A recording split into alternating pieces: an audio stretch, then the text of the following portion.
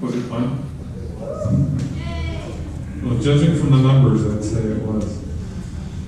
So we had 855 people, which is a 20% increase over last year. Keep in mind, this is year 2. We've only been doing this for 2 years.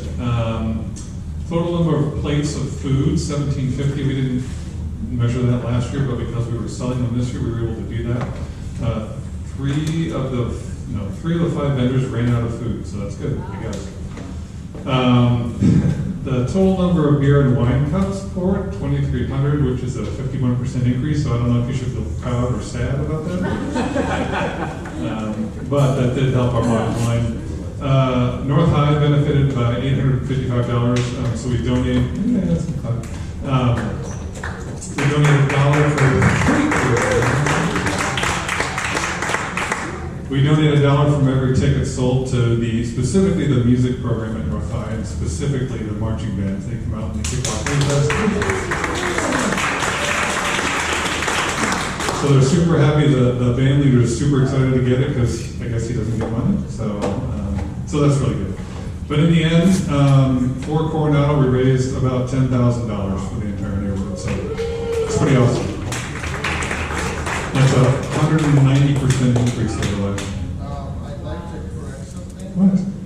It's 4,190% over last year. It's 190% of what was budgeted. Excellent. Thank you. So there you go. There's Wayfest. Hopefully what this means is you'll have a Wayfest free next year. So.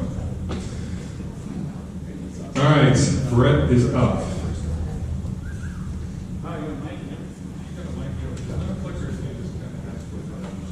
Okay, that's fine. Thank you, Michael, and thanks everybody for giving me a little bit of time. And I know that the agenda is pretty packed, so I'll try to cut down my presentation. I just want to say, as somebody who did marching band all through high school and college, I think it's really awesome that the neighborhood is supporting North High. I didn't go to high school here, but it's really, really important. So that's awesome. I had a great time at Wayfest. So I live in the neighborhood. I am on Coronado Road, just east of the park. I'm also the director of a nonprofit organization called Solar United Neighbors. We're new to Arizona as of this year. I've spent the last 10 years working on energy and environmental issues in Arizona. And so we're about to bring some of our programming to Phoenix, and wanted to just give you a little bit of a flavor of who we are and what the opportunity might be. If you're interested in going solar on your home, this would be a good time to look into that. Okay, so I'm just going to go through really quick who we are, some really basics about solar, a little bit on the economics and sort of price, how our co-op system works and how you can get involved, and then if there's any time for questions. So we're a national nonprofit organization. We're trying to build a new energy system where rooftop solar is a key part of that. Transferring over to clean energy. We also do a lot of community work where we bring people together. We co-host something called the National Solar Tour every year, so people that have solar can open up their homes and tell their neighbors about how cool it is. And then we do advocacy work, so we're down at the Corporation Commission, we're at the legislature, we're talking to people about how we can keep solar going in Arizona. We got started about 12 years ago in the neighborhood level of Washington, D.C. So these two kids, one of them is our executive director's kid, and back in 2007 he saw the movie An Inconvenient Truth and came home and was really jazzed up about needing to do something about climate change. And so he's like, Mom, I have to go solar, and she started looking into it and realized it was kind of complicated and getting different information from different companies in the area. And so she said, well, if you can go out and recruit a bunch of our neighbors to all decide we want to get solar at the same time, maybe we can try to knock down some of the barriers for the information that we're getting, and also come together as a collective and get a better price. And so that's what they did. They got about 45 people in their neighborhood to go solar in that first co-op, and then things have really taken off from there. And if you ever thought about going solar, you know, it can be kind of complicated, like how does this stuff go on my roof? What's the equipment that's involved? How does it work on my utility bill, my meter? What's it going to look like when it's done? How does it fit together? How do I work with my local government? Do I have to? How much does it cost? Do I get a tax break? So there's a lot of things that you have to think about, and it was kind of harder than you thought when we first started out. Does anyone have solar? Cool. So there's some experts in the room. That's great. So this is where we are now. So Arizona is our new state, but we're in a bunch of states around the country. And so far, we've helped over 4,600 people get solar on their house through our programs. That's meant a $93 million investment into local communities across the country. So just a little bit, there's a bunch of reasons why you would think about going solar: to save money on your bill, to protect the environment. That's kind of why I do this. But there's a bunch of different reasons, and I'm sure everybody has their own. And the basics, the folks that have solar can walk you through this, but just in case you don't know, you put solar panels on your home, and you turn light into electricity with the cells in the panels. You have to then invert the power because it's direct current or DC, and all your appliances take alternating current or AC, so there's something called an inverter that does that work for you. And basically from there it plugs into your electrical panel, and then you can use all the power. Any power that you're not using goes back through your meter and back to the grid where your neighbors can use it.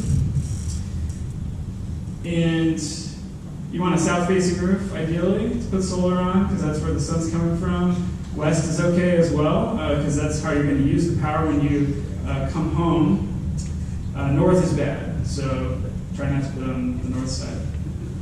You also want to make sure there's not a big tree in the way that's going to limit how much your solar panels can generate. And then you want to make sure that there's enough space on your roof. And one of the things that when people sign up for the co-op with us, and I'll walk through what that means in a second, we do a Google satellite review and look at people's roofs and make sure that you're qualified for solar. And that takes off some of the work off of the plate of the solar companies, and that's how we can provide a little bit more value in the process. So you've probably heard, let me walk through some of this stuff. So if you're getting a solar proposal, it's going to be priced by the watt. So the level of the amount of solar in your system, you're not buying a number of panels, you're buying like a watted system. And so if solar is on average about $3 a watt, on average the system's about 5 kilowatts, $15,000 before tax incentives. That's what it might cost. It's a long-term investment. Panels are warranted to operate for at least 25 years. Many of them operate longer than that and don't require a lot of maintenance, so it's something that you can think about kind of as paying back over the long term. There's options to buy or lease. A lot of companies, I know you're probably getting, just like me, like inundated with people knocking on my door and stuff, and they're trying to get you to lease the system. There's no money down. That's a good option if you don't want to put a bunch of money down up front, but you can get a lot of value in the long term if you're able to purchase the system or finance it. And then you want to think about what is the equipment, what are the warranties on labor. They're like punching into your roof, so you want to make sure that, that you're going to have a good warranty on that, and just the level of your installer. And that's something that we kind of go through in our process. And what is the residential utility rate? So most of us have APS, so we help people kind of walk through what that means on your APS bill with the new rates and things like that right now. And prices are going up. APS just went to the Corporation Commission and asked for another rate increase. And so if you're getting solar, you're pretty much locking in a lot of your energy prices now and trying to avoid dealing with some of those increases. And then here in Coronado, we want to think about the historic preservation guidelines for solar. The city of Phoenix has some guidelines that they've worked with historic preservation advocates on, and so there's a lot of information out there and something you want to think about. This just shows the cost of solar has really gone down over time. It's about half of what it was 10 years ago. And then the yellow dots underneath are what our average price per watt on our co-ops is. And I'll explain the co-op process in a second, but we get about a 20% discount by folks going with us as part of a group from the average prices. And this is why. So this is sort of the cost of solar over time. And then the yellow is the equipment, so like the panels. And the gray is the labor in the middle. And then the orange is this thing called soft costs, which can be permitting costs from the city, but it's also marketing costs. Solar companies are spending thousands of dollars paying people to knock on doors and to advertise on Facebook and find you. And when we can kind of bring a collective of educated and interested customers together, we can really take a chunk of that price off of the cost. a couple things to know. So there is a federal tax credit if you go solar. You can take 26% off of the cost of the system when you install it next year. That incentive is decreasing. It's going to go down again the next year and then go away the year after that, unless Congress does something. There's a tax credit in the state where you can get $1,000 off the cost. And then there's a few other important things. So it's not going to increase your property taxes in Arizona if you install it here. And then HOAs can't ban you from having it. So I don't think the Coronado Neighborhood Association has that power, but if you did live in an HOA. So just on how our co-ops work, so we get a group of neighbors to go solar together at the same time. It's kind of a group process. The group ends up selecting a single company to install for the whole group. And we use the leverage that we have as a group to get a better price and also get a good value. So we look at what are the warranties that are being offered, what's the equipment that's being offered. We do reference checks when folks, the companies bid. So there's a lot of kind of stuff that we do as an independent nonprofit go-between to make sure that people are getting a good deal, and that's the support that you get from us. So just to kind of walk through the steps. So one is to do what you're doing now, so learn about it. Two is you can sign up for the co-op, and we're just about to launch the Phoenix Solar Co-op. We're open for early signups, but we're going to launch it in January officially. And so folks will be able to sign up from January through March. And once we hit about 30 people, we're going to send out a request for proposal or an RFP to all the solar companies in the area and say, hey, we've got 30 really interested people who want to go solar. What's your price? What are your warranties? What's your equipment? What can you offer our group? And then we help to sift through all those bids, and a group of the co-op members end up voting to pick a company. And so it's really like a community-driven process. We, for the Phoenix Solar Co-op, we're partnering with Audubon, Arizona as our kind of nonprofit partner, as well as another faith-based nonprofit to do this. And so then once the installer's chosen, they'll start working through the group. Everyone gets individualized proposals, so we're not talking about aggregating solar or a community solar project. We're talking about getting solar on your home, but you're doing it at the same time as a bunch of other people, so you can get a good deal. And then there's no obligation to do this, so you can sign up and be interested, and at the end of the day, if you don't want to sign a contract and get it, that's fine. We tell people, the companies that bid on our projects up front, we expect about 20 to 30% of people to actually sign a contract at the end of the day. So then people will get installed, and then we throw a party at the end to celebrate. So just to reinforce, co-op members pick the installer, and then this is really hard to read, but basically we look at price and equipment, warranties, are they a local company, how much experience they have. We have like a whole spreadsheet. It's like, how many employees do you have, how many installs have you done recently. So there's a whole lot of stuff that we kind of look at. So we just did a co-op in the East Valley, August through October. We ended up having 40 people sign up, which is cool. We have 16 of those households that are going solar, and we got about a 20% discount for that group by going through the co-op process. And then we are launching the Phoenix Co-op, and you can actually, our website is live now, so you can go to solarunitedneighbors.org/Phoenix. You can sign up early if you want. I've got some materials at my table if you just want to take a flyer and learn more. But wanted to just let everybody know. I'll be posting in the Facebook group as well, so folks can sign up online that way. So you can sign up for the co-op. We are going to be tabling at the Phoenix Festival of the Arts, not this weekend, but next weekend. So if anybody's really jazzed about this and wants to volunteer with us and help get other people involved, that's an opportunity. Come find me. And then we are asking the Corporation Commission to do more solar and renewable energy, and we have a website that folks can do that at. And you can join our Facebook group. And that's it. Thanks a lot for having me, and happy to answer any questions, and come find me. Thank you.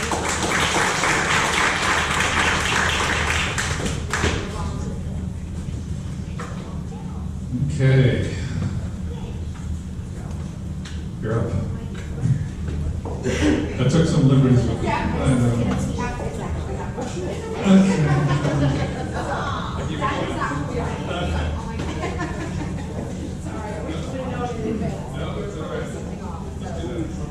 Good evening. Thank you so much for having me. My name is Dawn Trapp, and I'm the CEO for the Civitan Foundation. And so the little blue one is not really us. Civitan is an international organization, but we actually only just got our start from the international organization because of a donation of land in Williams, Arizona, 52 years ago. The reason why I wanted to be here tonight is because we purchased a piece of property here in your neighborhood, and we are so excited to get here and to be part of your community, actually. The Civitan Foundation has been in service since 1968, and we provide services to individuals with disabilities. As I said, we started in Williams, and that's where we started with a camp program.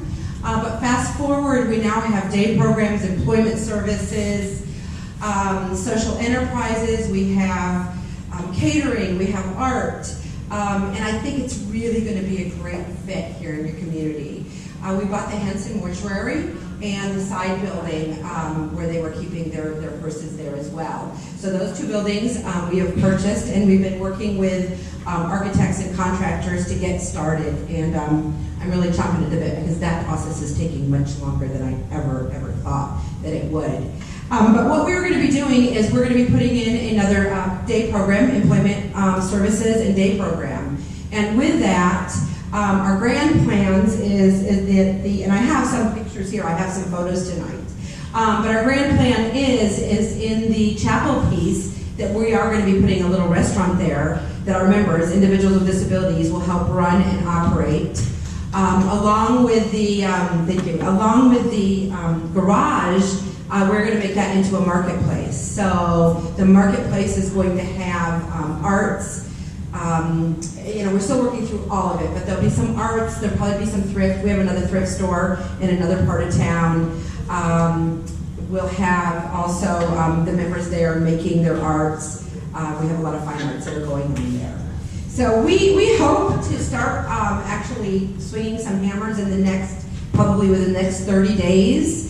But like I said, we're very, very excited. We are a nonprofit organization, and our individuals, it's a day program. So majority of them will be adults, but we will also have some children programs as well, probably during the summer.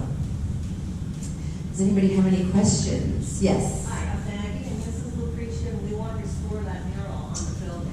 We understand that. And so, we really need to talk with you. Oh. About restoring the mural. So, yes, we understand that. I've seen your video. I definitely sharing your passion. We have a lot of our programs. We have many members. We've actually done a mural with our clients before over at the Orange Tree Resort.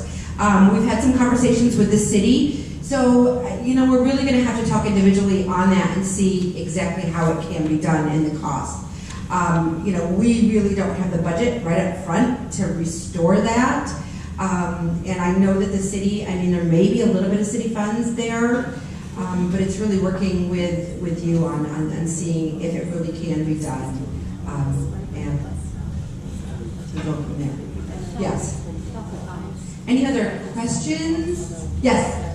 Just wanted to second that is such a treasure for this neighborhood. It's so cool that you guys purchased that and now you have part of it and you have an opportunity to be a part of it. So if there are any ways that the neighborhood organization can support you in grant writing or looking for resources, I think that there are a lot of people here who would be happy to work with you to take that up. And that's what it's going to take for us. We are not, we're not really prepared with that extra expense to do that. But we've received the information on the videos and stuff like that. One of our members one of our board members has already contacted the city, and so it's out there. It's definitely a buzz. So I'd like to meet with you and see what the possibilities are, and we can set up some meetings to really talk about that.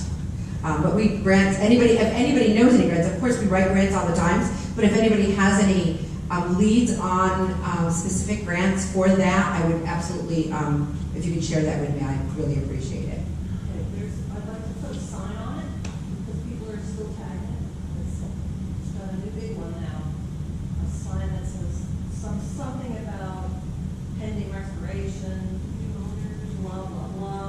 It says what? Maybe new owners. She wants to put a sign on it that would discourage people from continuing. Yeah, and getting that bus stop moved would be a big help. And how would you plan on doing that? Well, it's either Phoenix Transit or talk to the mayor. Yours is really nice. Well, that'd be great. I mean, we would definitely not be opposed to having the bus stop It moved. wasn't I there mean, when it first got painted. yeah. So we, I have my card here, my information, so I'd love to connect with you. And as I said, we're very excited to be part of the community. I think that you'll, one of the things is that our individuals, they're looking for jobs. So those of you who have businesses in the neighborhood, you're going to have a pool to some amazing employees and great community members as well. So thank you.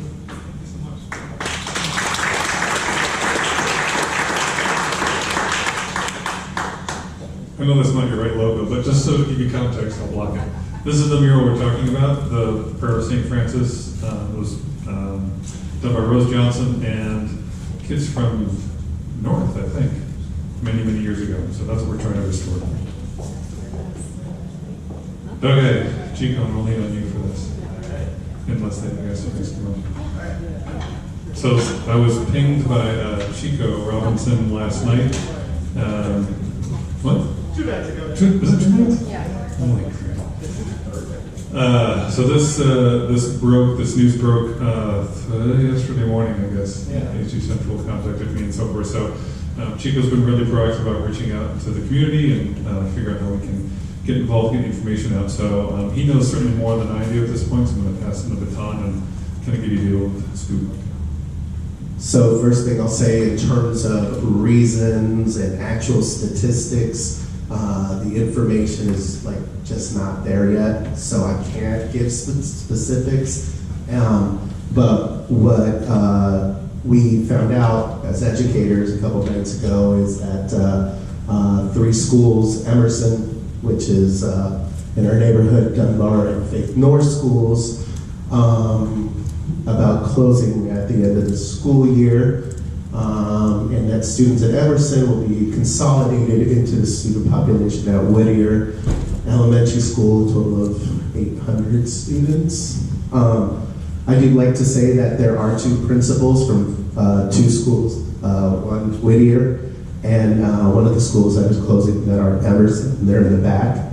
So I'm sure they can field some questions if you're like, I hope that's okay. Sorry. My bad. Basically why I'm up here is to give more of a personal feel to this as an educator. Obviously, I do not want to see any schools closed, especially one, and I'm going to speak as a neighbor, not as an employee of the district. I'm upset. I know a lot of our families, their kids go to that school, teachers, educators, I know personally that work there. And also, I'm upset that I had to go and I was asked to canvass. I was never personally asked to canvass, but I canvassed for the district, for a yes on our override, and without ever any knowledge that schools were going to get closed. And I'm knocking on your guys' doors telling you, please vote for these schools that we live in this neighborhood. And it ticked me off. And I'm still pretty ticked off. So with that being said, I'm going to ask all of you to please let the board know on December 12th at 6:15 to please show up and let them know how you feel about it. So, would anybody else like to speak? Chico, do you Yeah. work, which school do you work at? I work over at Kenilworth. Oh, so you're not at any of these that are listed? No. Yeah. Yes. I would like to speak. I taught at Emerson for 12 years, and I've been retired for 12 years, and I still go there 2 days a week because I love the school, I love the kids, the teachers, and everything about it. And I'm also a neighbor. And this our school is the heart. A school is the heart of a neighborhood. And I have so many questions about this. I have questions about the rationale.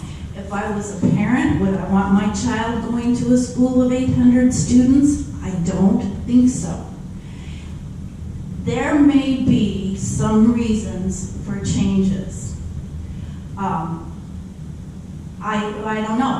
I would have to have a lot more information than we have been given, because we have been given no information. Just, this is it. But I truly believe that if we put our minds to it, got neighborhood people, community involved, we could find other ways to save money than closing a school. Because Emerson School is 98 years old. And I don't see saying goodbye to 98 years without some kind of struggle. I mean, I know the people of Emerson, and I have also very much sympathy with the people of Dunbar. That is a very historic school in a neighborhood. And it just seems like, to me, tearing the heart out of the neighborhood when you close the school. Nothing against Whittier. I'm sure it's a lovely school, but there's going to be 800 kids going to it, which I don't know. Like I said, I could write down a list of 100 questions about the information that we have been given. Thank you for sharing. Thank you, and thank you, Chico. My name is Sarah, and I represent the school district as the community and public relations person. And I just want to give you a little bit of background and invite you to that meeting on December 12th at 6:15, right on 7th Street in Palm Lane. Just a little background for those of you who haven't been closely involved with the school district. But you have 5 elected officials who are the governing board of the school district. They're elected by you, they're your spokesperson, and the superintendent or CEO reports to those 5. So the legal process that the district follows is to have a board agenda item on the 12th that requests a public hearing. That's the sole purpose of that agenda item, so that then we can open up dialogue with the community, with the staff, with everyone about the potential of closing schools. And it will provide all the data on why some of these recommendations are being made. But I highly recommend you show up. You are the community. You have the opportunity to speak to the board, and you have the opportunity to see if they do choose to have a public hearing. Okay? There's nothing else but that to say, can we have a public hearing to openly discuss this with you, our board, and with you, our community? And then if that happens, the recommendation will be for the public hearing to happen in January. So that's the process. And everyone wants to hear from you, so please know that, please be there. No decisions have been made. As one board member said, we're a long way from that. Okay? Can I answer any, when I say can I answer any questions, I almost hate to say that because there are so few things I can answer. But do you have questions that I can take note of or attempt to answer if they're factual?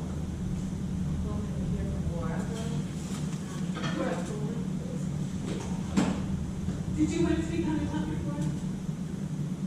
Oh, I have plenty to say. Okay. I'll wait till it's my turn. Okay. I have a question. Yes.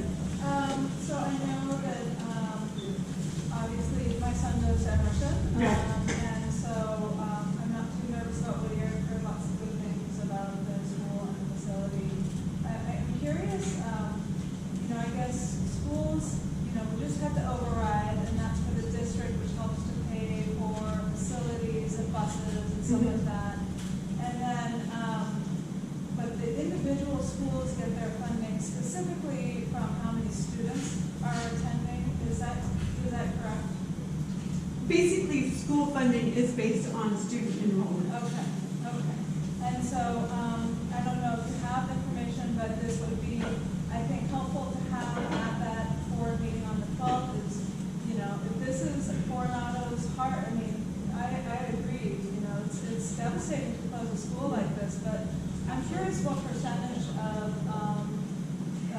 which children who live in Coronado go to their neighborhood schools? Because I understand that that's also been, with school choice, that's been a huge struggle for a lot of districts throughout the state. And so I think that, you know, I am not for closing schools, Right. but difficult decisions have to be made. And so that kind of information I think would also be helpful to have at the district meeting so people can kind of understand the context of why this is happening. That's top of mind. I'll definitely take note of that. Very good question. Thank you. Correct. Yes. I'd like to correct something though, Chico, and I'm sorry to override you. I mean, I love Coronado. I'm an active parent of a child, and I struggle for choosing a school for my 5-6-year-old. And unfortunately, Coronado schools did not rank in my choice to choose. I actually go to Biltmore Prep, which is a Spanish immersion program, Right. and but now that Emerson and Whittier did not rank on my list to send my child. And even though there was stuff coming, it just could not prove itself for me as a parent, an active parent that really wants to see a great education for my child. And also, you did say that most of Coronado actually attends Emerson. That would not be correct. And I would love to see the numbers. There's a big chunk of, I just want to make sure that. yeah, there's just a big chunk and a lot of parents that do not attend Emerson and Whittier. And so I would love to see what those numbers are with Claire, but in my ranking of schools, because I would want to, wherever I can send my child, I want to send her the best that I could. And I was bothered because she could bike to Whittier, she could really bike or walk or go with Claire and her kids to Emerson, but it didn't rank for me as a parent, and I really needed to make the best decision that I could.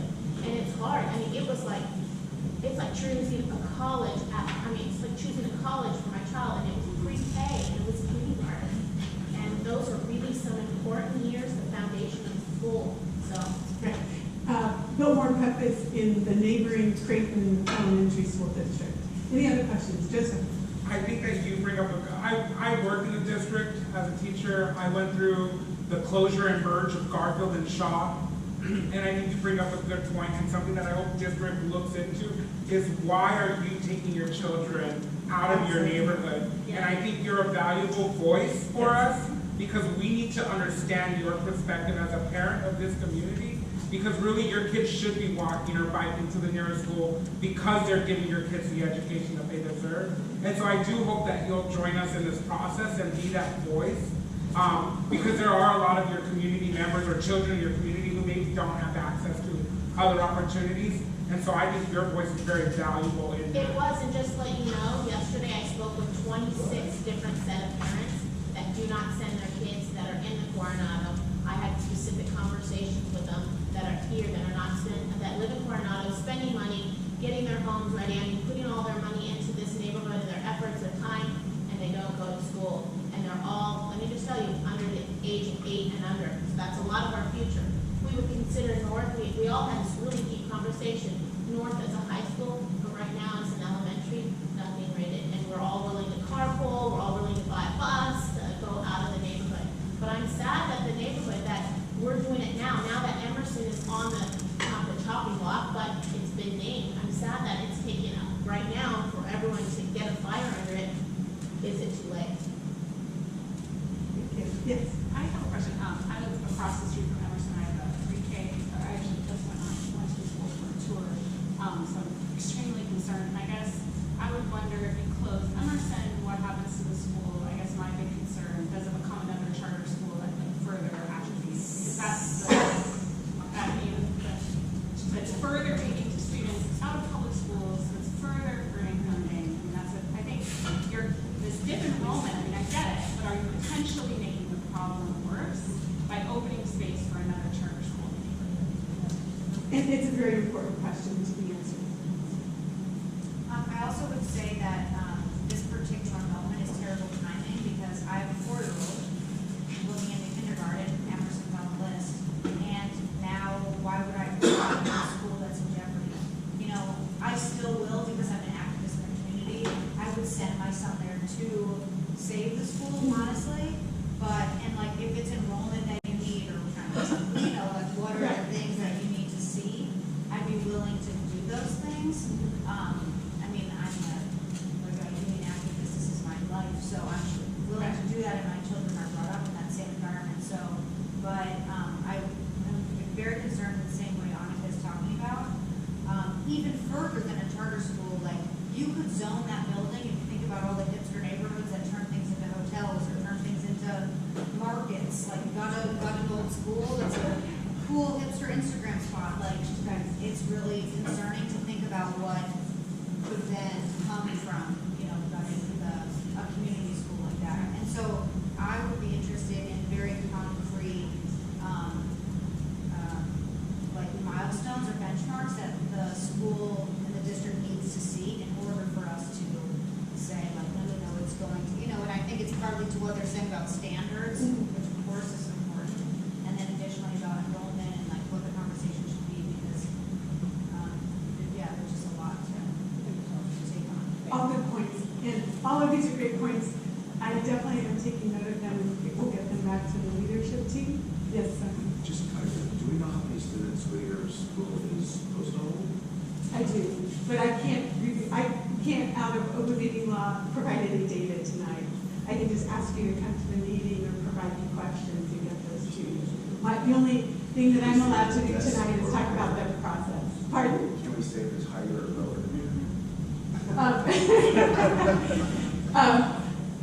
That number is not correct. Okay, Joseph. One more thing, the reason why I came tonight was, as an employee of the district, I grew up in the neighborhood where Lowell is, so I'm part of this district. I went to school there, K-8, attended Phoenix Union High Schools. In November of 2020, there are 3 governing board seats up for grabs. And I think that it's really important that people who believe in schools and veterans in schools are running for school board, but also believe in holding districts accountable for the money that they're using and how it's being spent, and where that funding is going, because we shouldn't have gotten this far into this crisis where we're looking at possible closures of 3 schools.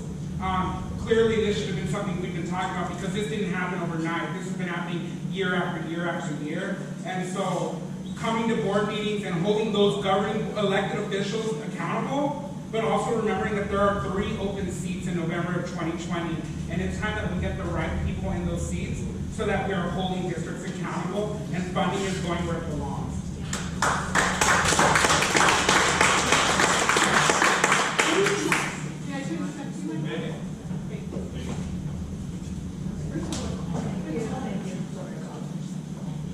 So I'm Councilwoman Laura Pastor, here to talk to you about many things, and it's getting late. What I want to let you know is that Phoenix College will be celebrating 100 years in 2020. And we're going to be having a kickoff, and we'll be celebrating the whole year. And here is a calendar. So those of you that would like information, should I just pass it out, or? And then I have our Focus magazine, which Jessica McDonald, how many of you know who Jessica McDonald is? The women's soccer player that won the World Cup. Yes. She is an alumni of Phoenix College. And so she's on the front of the magazine, so please take this and you can read more about it. And I'll pass it this way. I'm going to be quick because I'm here to let you know that there is going to be possibly a fee hike in the Public Works area. There are 4 different examples of 4 different choices you can have. That's why you have the survey. Please fill out the survey. Jesse is here to show you the different choices you may have. I have to say one will be not to raise the fee at all, and then you'll have choices of what will be cut. And then if you raise the fee to a certain point, what services you will receive. So you'll see the whole PowerPoint.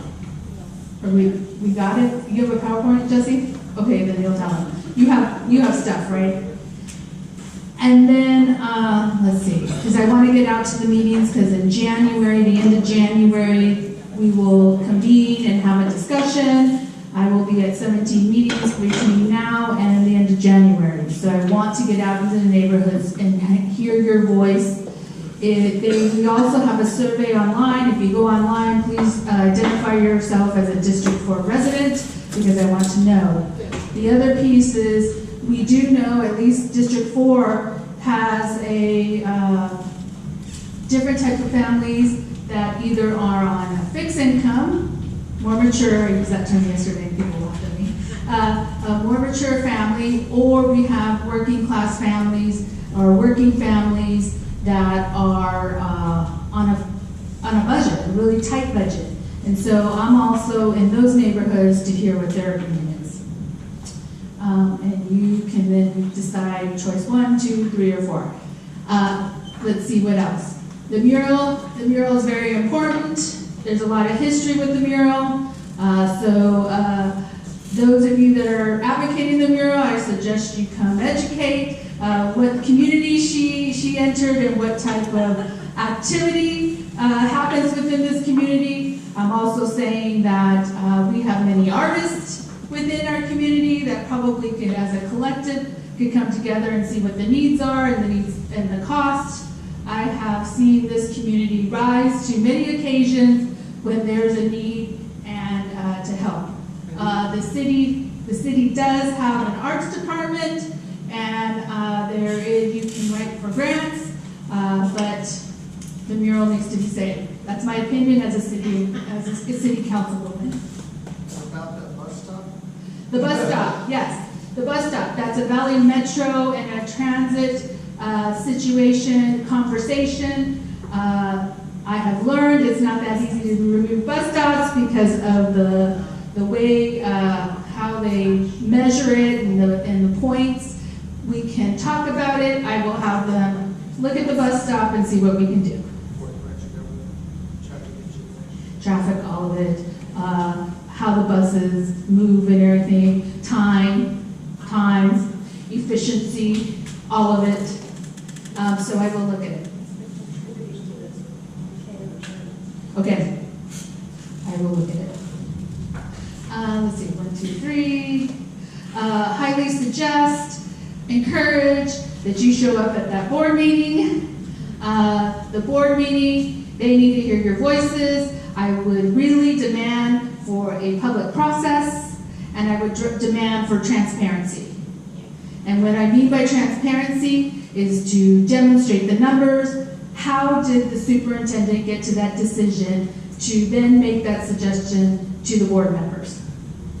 So those that are active, please be there, because it's very important that we save these schools. More than likely, the reason why they're closing it is either there's not enough students or they're not meeting their ADM. And that means ADM is what kids get counted for the school. So I would look at that. The budget has to be online somewhere for the school. I will kind of dig for that. But the budget should be online and see what's happening and where the ADM or what the head count is at the school. In addition to that, there's a possibility looking at it because they're losing money all across the district, so then they start to look at what do we need to do, and that's how it starts. I'm talking as a Phoenix Union board member, so I'm coming from a board member hat to let you know. Faith North has been shuttered for quite some time. I could see Faith North, yeah, they moved to Shaw. Didn't they move to Shaw? The kids from Faith North moved to Shaw? Faith North is now a preschool. Oh, okay. Okay, I didn't realize that. The Montessori program. Yeah, that's what I mean. Right, that's what I meant. That's when I think of Faith North, I think that. I think the Montessori. Dunbar, that's in the heart of a neighborhood, and a very poor neighborhood. And so that will be very interesting. If you look on an equity lens, that will be, and I would have you look on it, I'm asking you to look on an equity lens as to what will happen to those kids in that neighborhood. Because if that school closes in that neighborhood, there's not much activity within there.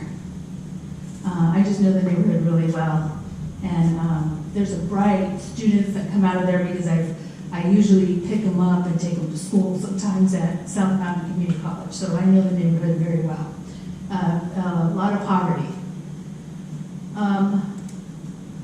Emerson will be interesting because we just, well, you guys saw that. I think a year ago, we put in a brand new Hawk. And then the brand new Hawk went in there because of the school and the kids moving back and forth. A Hawk is one of the lights. That's a video. Oh, video, okay. So a Hawk is where, how many of you have been on Melrose Place? Yes. On the curve? Anybody, everybody? No? A Hawk are two lights that go off. It's a pedestrian crosswalk, and then all of a sudden you see, here, let me give you some education on this. All of a sudden you'll see a yellow light flashing, then it goes to red, that means you stop, and if the red light starts flashing, you cautiously look around and see if anybody's crossing the street, and then you can go. It's very confusing, but I learned, yes. It goes from a stoplight to a stop sign. Yeah. Kind of. And people can cross. So next time you're on the curve on 7th Avenue and Indian School to Camelback, that's where a Hawk is. We have 7th Street in Oak. 7th Street and Oak. Got it. The Hawks are going everywhere right now, so. 30th and Thomas. 30th and Thomas. Let's see. Yeah, Councilwoman, just with your bus stop issue, years ago, they told us, the traffic people, a Hawk is impossible on Oak Street. Let me just tell you what I learned from the city. People change, information changes, and decisions change. So keep pushing. But yes, let's see what else. Da, da, da. No, I'm on the record of saying no. I know we haven't heard anything, but for the 7 homes or the 5 or 7 homes, historic homes that they wanted to purchase and then destroy and put something there, I'm a no on that.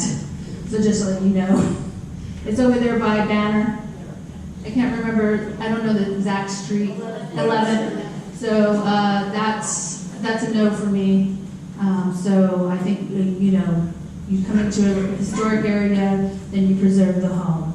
I strongly believe that if we start case by case, that starts happening, then our historic area will be little by little diminished. So, last night I made a tough vote, but I put a historic overlay on the house on Central past Glendale that they want a demolition permit. We put a year overlay on the property. They have a year, if they want a demo, they have a year. They have to wait a year and then make a demo. So they were not happy with me, but I just said I live in a historic neighborhood and 80% of them are in my district, so I need to support them. Okay, Jesse, you're on. Are there any questions? I have a question. You have a fairly large and diverse district. Correct. What would you say from your perspective, what is the number one thing that you're working on? Safety. Safety, okay. The number one issue is safety. As you saw, I don't know if you hear on the news. One of the things is the pedestrian deaths, crossings. We got rid of, well, I didn't. My colleagues got rid of the red light cameras. And in that vote, it also got rid of school enforcement vans. So, the cameras, we have one on Central and McDowell right now. And the school enforcement vans, the vans that sit outside the schools and then you drive and then there's a picture of you. So in that vote, that was included. What's gonna happen, we have 7 days to reconsider a vote. So no one reconsidered the vote. So I guess what's happening now, there's been pressure on those colleagues of mine that voted no. It's going to go back to public safety. My suggestion, and I highly recommend, that you start emailing all of us and saying how important those red lights are. Cameras. So that's one of the items. Let's see. Banner. Has anybody heard about Banner? And the tower? The possibility of the tower being removed and then replaced. I'm not sure. Haven't gotten a lot of information on. I mean, I've gotten information on it, but not from Old Good Sam, the Good Sam Tower. Yeah, the tower where my kids were born, where I was born. So that tells you how old it is. The tower that's now dwarfed by the current tower. All right. Yes. Okay, I'm going to let Jesse go because I know you guys want to leave. If you have any questions, email me, call me. I will get back with you. Thank you. Thanks, Jesse, we're ready to go. You better hurry. Quick. Does anybody have a survey? I had them up earlier. Who does not have a survey? I do not. Here, Jesse, give me half.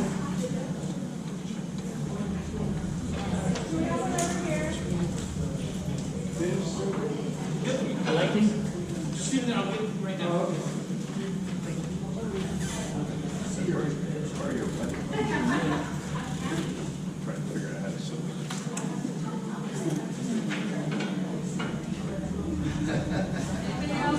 Anybody else in the survey?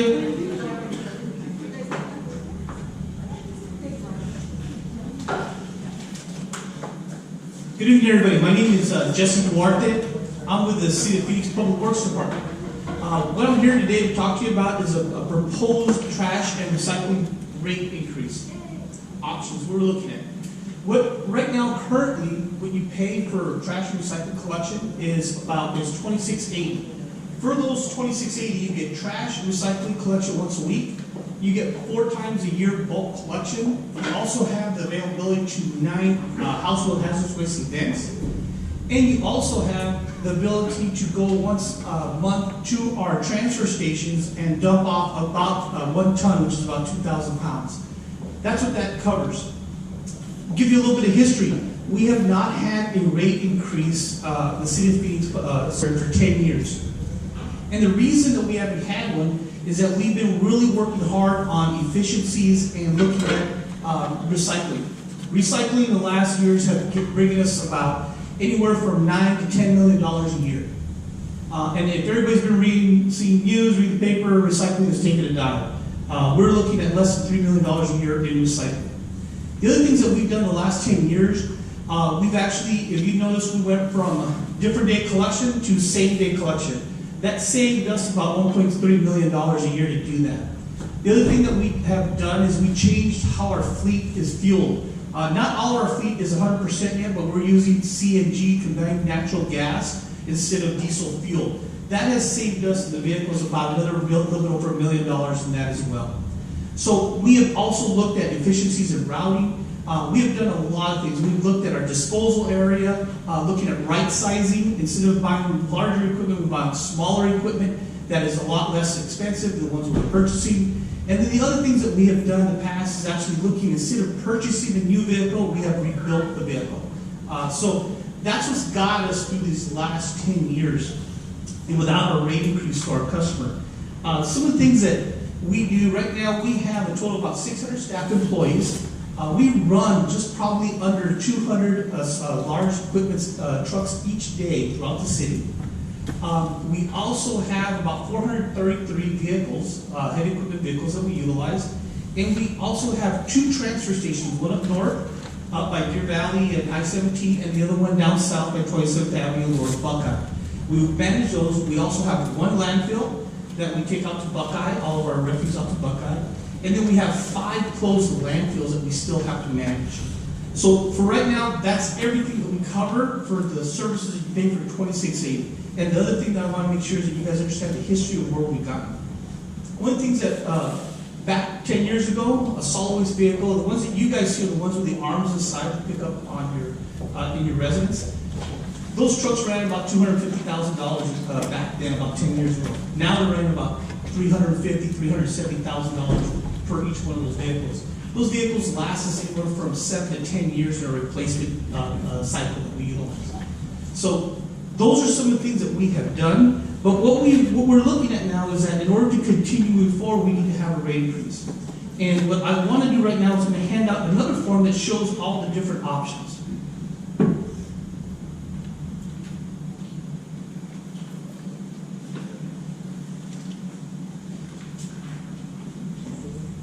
He wants me to go fast. He's here.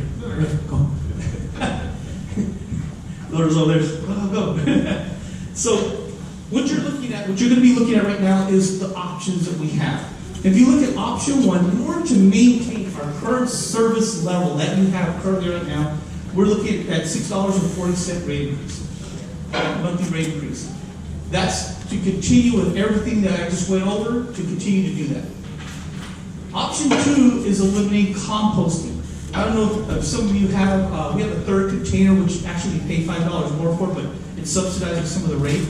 If you look at that, we have a compost facility, we would get rid of all that. That rate then would be $5.65.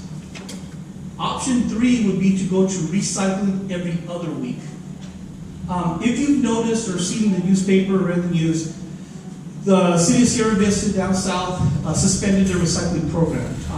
The city of Surprise, I believe it is, has also not suspended. What they're doing is they're just dumping the recycle can into the trash, and they're just dumping it into trash. So they're still picking up both cans, but they're just trashing the recycler. So they're doing that. City of Casa Grande has also suspended the recycling program, but the city of Tucson has gone to every other week collection. So that's the third option. Fourth option is to actually eliminate recycling completely and composting, and that would be a $4.75 increase. And then if there was no increase at all, zero increase, we would eliminate basically all the programs that you're having right now.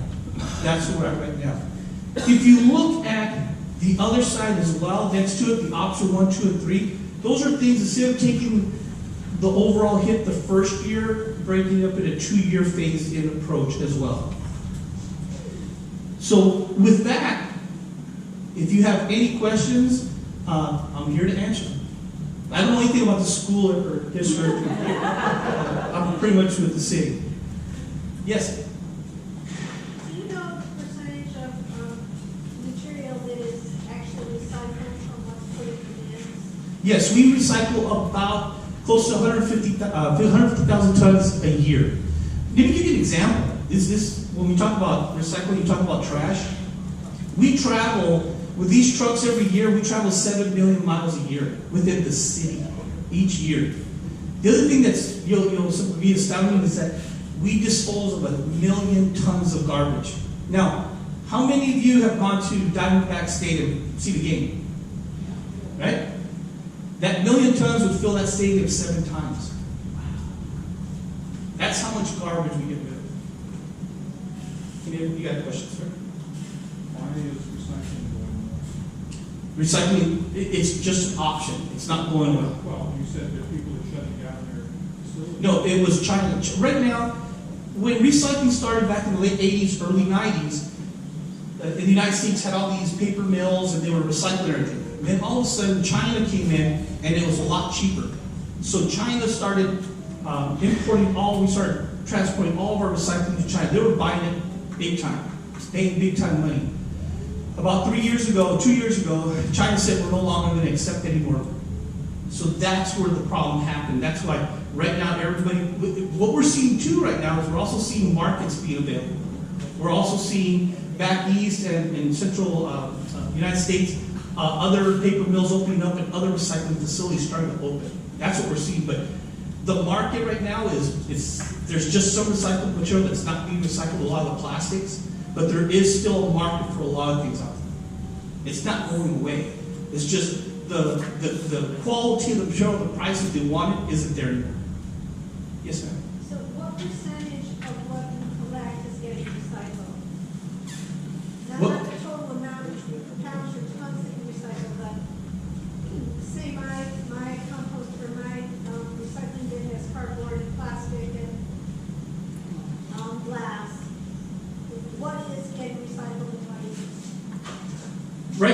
we're trying to look at recycling everything that's in our current acceptable category that we add into that container. Right now, we are holding on to some of the plastics, but the cardboards, the aluminum, the metal, all these things are being recycled. We are finding in every other month or every third month a vendor that will take some of the plastics, but it's not really as quickly as possible we could.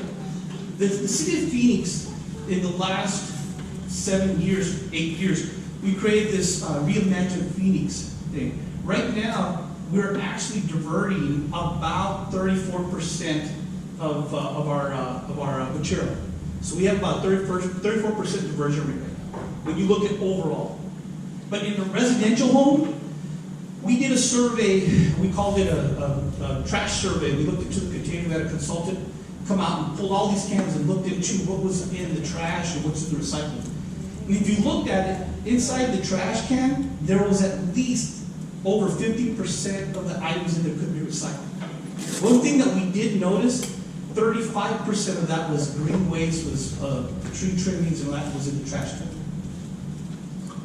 Any other questions? Yes? Is there any discussion of having a food composting service for an additional price? We are always looking at that. When we started the green waste program, we really wanted to kick that off and get that going, and the overall goal was to add food waste to it. But as right now, that's not really where we're at. But it is part of the plan, future plan for us to do. When you say you're diverting, I'm sorry, you didn't raise your hand. when you say you're diverting waste, is it in the States, it's going places in the States to be recycled, or we're diverting it still overseas somewhere? We actually sell some of our products still overseas, but we're selling some of the product inside the United States. And then we do have some markets here in Phoenix, the area. Yes, sir. The recycling, so how much of that is just, are we paying anybody to recycle? Some places are taking or paying to recycle. There are a couple in Southeast Asia, I'm sure you've heard about, places where they're just taking waste. Actually, China is supposedly taking some and sending it there, and there's just mounds and mounds and mounds of it. You heard about that? All we do with ours, we sell it. We generate revenue for it. To sell it somewhere else, we don't. We generate a revenue for it. When we sell it out, we don't pay to get rid of it. All right, in the survey, if you have it, just leave it on the desk. The other thing too is really, if you didn't fill out the survey, or if you want to redo it again, in the bottom it says phoenix.gov/trash recycling. Go to that website, and there is all kinds of more information that you'd want to know. Would you tell them about the phased in versus not phased in question? Oh, the phased in, he's asking about the phased in approach. Option one would be, year one would be $3.75, and then in year two, which year one would be April of 2020, and year two would be January of 2021 would be $3.25. So it's not the whole $6.40, and then everything else would just be the phased in. So you wouldn't be hit all at one time. Yes, sir. Just pointing out that what's obvious is that between option 2 and 3, you only save 15 cents to go to every other week recycling. So it seems like we're going to make a change. You probably have to pick something that's more significant than that. But anyway, as the options are laid out, people should understand that it's not so easy. You don't cut your cost in half just by cutting one program. Yeah. So again, if you go onto the website, there's a lot more information you guys can look at. Thank you very much.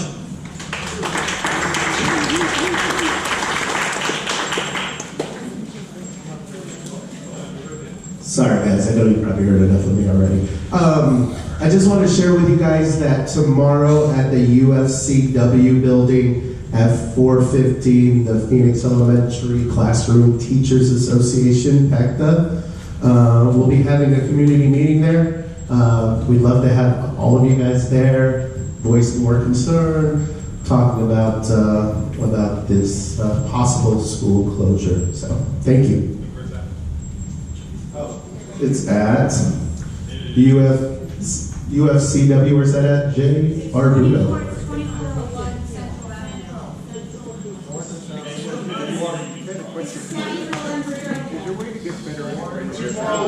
2401 North Central Avenue. We'll see you guys there. Thanks, Chico. All right, I want to thank all the educators and school subject matter experts that came out. It's a big deal. Please go to the meeting next Thursday. It's super important. Go tomorrow, certainly as well. If you have friends that weren't able to attend tonight, please spread the word. I think if we were able to show up en masse, then yeah. If you show up en masse, that sends a big message. Yes.